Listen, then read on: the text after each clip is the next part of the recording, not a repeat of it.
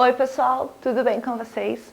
Eu sou a professora Luzilete, estou trabalhando o componente de ciências e vamos lembrar qual é o tema que nós estamos trabalhando. Então, nós estamos trabalhando sobre animais, mas de maneira bem especial nós estamos falando daqueles animais que são mais próximos aos seres humanos, que são os animais domésticos. Num determinado momento nós conversamos um pouquinho como é que o homem começou a domesticar esse animal. Vamos lembrar também que quando eu falo homem, eu não estou falando do gênero masculino, eu estou falando do homem enquanto humanidade. A humanidade, né? Homens e mulheres começam então a domesticar esses animais. Lembram? Primeiro eles domesticam por dois motivos, né? Para o alimento, quer dizer, para servir de alimento, e também domesticam para o quê? Para proteger, né? Para proteger ali a aldeia, proteger o vilarejo. São esses dois motivos. Mais tarde, eles começam a perceber também que esse animal pode fazer o quê? Companhia. Então, eles começam a domesticar pelo quê? Pelo convívio, pela companhia. E hoje eu quero começar essa aula falando de uma coisa muito importante, né? Falando sobre os nossos animais de estimação, que nós vimos lá no texto que diz o seguinte, que esses animais, uma coisa é eles morarem, eles nascerem no habitat natural deles, lá no meio da mata, né? Ou nascerem lá na selva, ou nascerem no cerrado, né? Ou nascerem na Mata Atlântica, depende, cada animal é de uma região, né? Uma coisa é eles nascerem lá, né? E viverem a vida toda lá.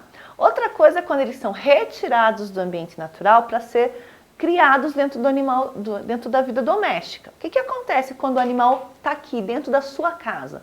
O que você faz? Você alimenta, você dá banho, você vacina, quer dizer, você vai dando a ele tudo o que ele precisa. Ele não precisa mais caçar, ele não precisa mais se proteger. Por quê? Porque você faz isso por ele. Você dá o alimento para ele, você protege ele. Pois bem, se uma hora você cansar dele e resolver devolver ele lá para o ambiente natural dele, será que ele vai saber sobreviver? Será que ele vai conseguir sobreviver? Não, porque ele não foi ensinado a fazer isso. E isso é tão sério, tão sério, tão sério, que nós vamos começar a nossa aula falando um pouquinho sobre essa questão do abandono dos animais. Tá bom? E eu quero que vocês prestem muita atenção, porque parece absurdo, mas tem muita gente que faz isso e não é legal. Você não é obrigado a ter um animalzinho de estimação. Não é obrigado. Você não precisa ter se você não quiser. Mas a partir do momento que você decidir ter um animal de estimação, você tem que saber que a responsabilidade é sua e que esse animalzinho vai ter que ficar com você até o fim. Não dá para abandonar, não dá para jogar fora. Por quê? Porque é um ser vivo que não vai mais saber sobreviver no ambiente natural, porque ele está acostumado a ter tudo com ele, para ele, sem precisar se preocupar. Entenderam? Então vamos ler o texto e vamos prestar bastante atenção porque esse assunto é sério. Então vamos lá. Olha lá, consequências do abandono. Dá uma olhadinha nessas fotos aqui, ó. Filhote de gato, dá uma olhada nesse filhote de gato. Olha como que ele tá. Olha aqui, ó, filhotes de cães, olha lá. Ó. Eles parecem com uma cara feliz, eles parecem estar bem cuidados. Olha lá, se você olhar bem o gatinho aqui, você vai ver que ele tá num asfalto, alguma coisa assim, molhado, quer dizer, tá chovendo, né? Aqui também, ó, dá uma olhadinha nos cães ali, ó. Como que eles estão bem juntinhos, né? Como se eles estivessem se protegendo uns com os outros. Vamos ver o que o texto diz? Diz o seguinte: animais acostumados a receber cuidados de humanos não estão preparados para viver por conta própria. Eles terão dificuldade de encontrar alimentos e local apropriado para se abrigarem do frio, da chuva e dos possíveis perigos que as ruas oferecem, maus tratos e atropelamentos, por exemplo. O abandono de animais também pode trazer problemas para a saúde pública. Animais em situação de abandono ficam expostos a doenças, como, por exemplo, a leptospirose, a leishmaniose e a raiva, possíveis de serem transmitidas para humanos ou para outros animais. Então a gente diz assim, não tem nada a ver com isso. Eu vou abandonar porque eu não quero mais, não quero nem saber. Só que você esquece que, primeiro, você tinha uma responsabilidade sobre este animal. Segundo, esse animal lá na rua, ele corre vários riscos, né? O primeiro grande risco é o de morrer mesmo, morrer atropelado, sofrer o maltrato de alguém, ser envenenado. Mas o segundo risco, que pode inclusive prejudicar o ser humano, é esse animal que está abandonado adquirir algumas doenças. E essas doenças podem ser transmitidas para os humanos, sim, e inclusive podem matar o ser humano se não for tratada a doença. Então, pensa bem, você não precisa ter, mas se você tiver, você tem que saber que esse animal vai ser seu até o fim da vida dele. E você vai ter que cuidar? Sim. Tem que ter responsabilidade? Sim. Já imaginou como seria se o seu pai, a sua mãe ou qualquer pessoa que cuida de você um belo dia te abandonasse? Como que ia ser? Como é que você ia se virar? Como que você ia se alimentar? Como você ia se proteger? Será que ia ser legal? Não ia, né? E vamos pensar que você fala, então você poderia perguntar, se comunicar, mas o animal tem como se comunicar? Tem como, ele consegue pedir alguma coisa? Ele consegue pedir ajuda? Pois então tem que pensar bem, né? E se você conhece alguém que faz esse tipo de coisa, você pode dizer, olha, isso que você está fazendo está errado, bem errado. Não pode abandonar o animal de estimação, tá bom? Então vamos seguir. Aí o nosso autor propõe uma atividade. Você tem ou gostaria de ter algum animal de estimação?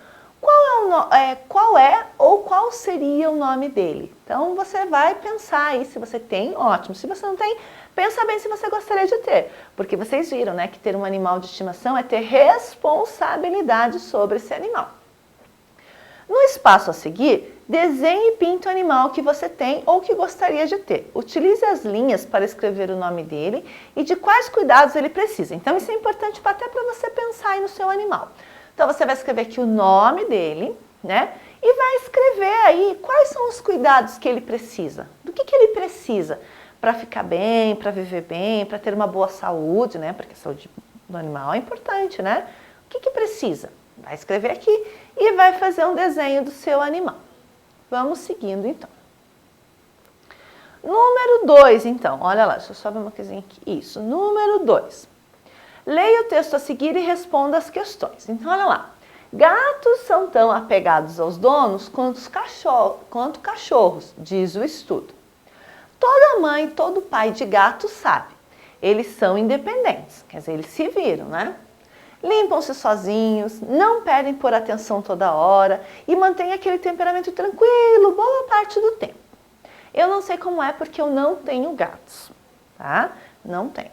Isso faz parecer que eles são mais indiferentes aos donos que os cães, porque eles não são tão aquela coisa de ficar aninhado ali pertinho do dono o tempo todo como os cães são. Então parece, né, que eles não são muito ligados nos donos, então parece que eles são meio indiferentes. É o que parece, mas vamos continuar o texto. Mas como todo pai e mãe de gato também sabe, a verdade é que eles são incompreendidos. A pesquisa mostra que os bichinhos desenvolvem um apego emocional muito grande com o seu cuidador, tão forte quanto desenvolvido por um cachorro ou mesmo por uma criança. Então ele está dizendo assim, olha, eles parecem meio indiferentes, meio frios, mas isso não é verdade. Esse é um comportamento deles. Mas emocionalmente, os gatos são muito apegados àquela pessoa que cuida deles, que cria eles, tanto quanto os cães.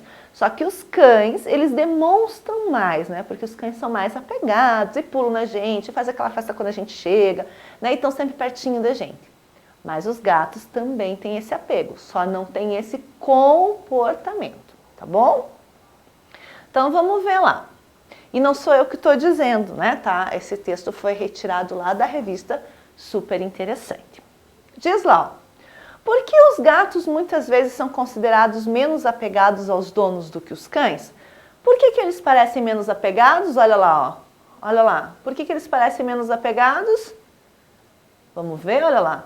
Porque eles são independentes, né? Ó, limpam-se sozinhos, não pedem por atenção toda hora e mantêm aquele temperamento tranquilo boa parte do tempo. Isso faz parecer que eles são mais indiferentes aos donos que os cães. Então, o quê? Olha lá, porque eles são independentes. Deixa eu achar o número da pergunta ali. É letra A, né? Então, ó, porque eles são independentes. O que é nesse caso ser independentes, que ele fala lá no texto? Olha lá. O que são os independentes, então? Olha lá. Limpam-se sozinhos, então vamos colocar lá.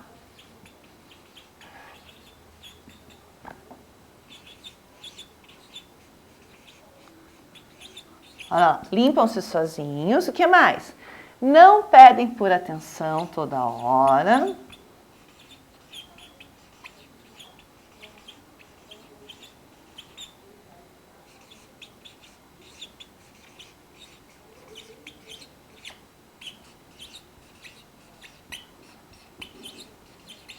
Não pede atenção toda hora e, olha lá, mantém o temperamento tranquilo.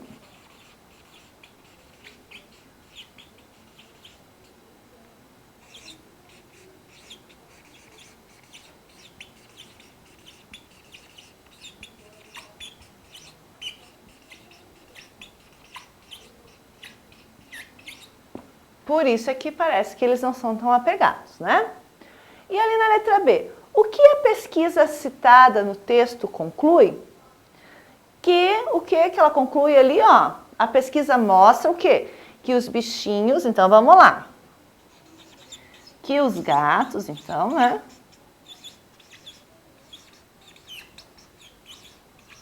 Que os gatos, olha lá, desenvolvem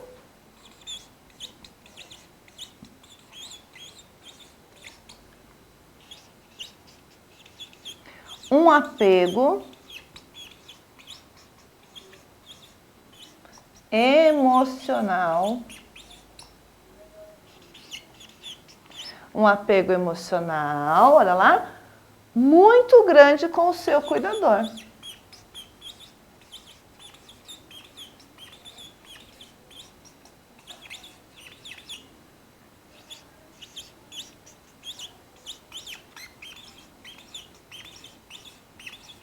Certo?